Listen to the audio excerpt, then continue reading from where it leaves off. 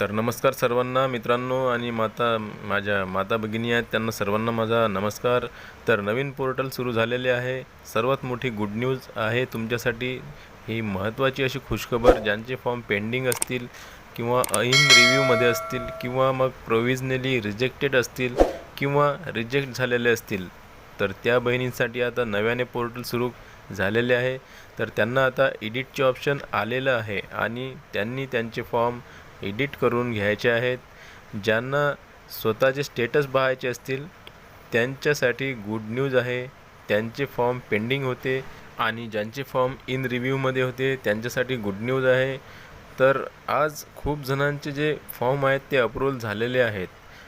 ज्यांचे पेंडिंग होते त्यांचेसुद्धा झाले आहेत, इन रिव्ह्यूमध्ये होते त्यांचेसुद्धा अप्रूव्ह झालेले आहेत। ज्यांचे प्रोव्हिजनली रिजेक्टेड होते आणि फायनली रिजेक्टेडसुद्धा होते त्यांच्यासाठी नव्याने ऑप्शन आलेले आहे, नवीन पोर्टल आलेलं आहे। तर तुम्हाला आता लवकरात लवकर तुमचे फॉर्म एडिट करून घ्यायचे आहेत। 2 ते 4 तासात तुमचे फॉर्म अप्रूव्ह होत आहेत। तर लवकरात लवकर तुमचे फॉर्म ज्यांचे रिजेक्ट झाले होते त्यांनी फॉर्म रिसबमिट करून घ्यायचे आहेत। ऑप्शन आता आलेलं आहे आणि तुम्ही जर नारी शक्ती ॲपवरून भरले असतील तुमचे फॉर्म किंवा मग पोर्टलवरून सुद्धा किंवा सेतू केंद्रावरून सुद्धा भरलेले असतील, तर तुम्हाला आता तिथं जायचं आहे आणि आपला फॉर्म एडिट करून त्याला काही त्रुटी असेल तर ती त्रुटी कंप्लीट करून घ्यायची आहे।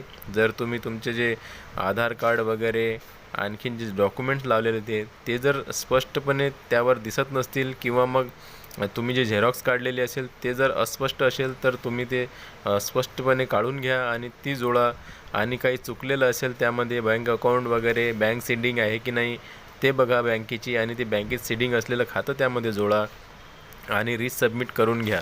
कारण की आता झपाट्याने अप्रूव्हल मिळणे चालू झालेलं आहे। या 31 सप्टेंबरपर्यंत सर्वांना पैसे येण्यास सुरुवात होणार आहे। तर त्यामुळे तुमचे फॉर्म लवकरात लवकर एडिट करून रिसबमिट करून घ्या, म्हणजे तुम्हाला लवकर अप्रूव्हल मिळेल। तर व्हिडिओ आवडला तर नक्की लाईक करा आणि चॅनलला सबस्क्राईब करा।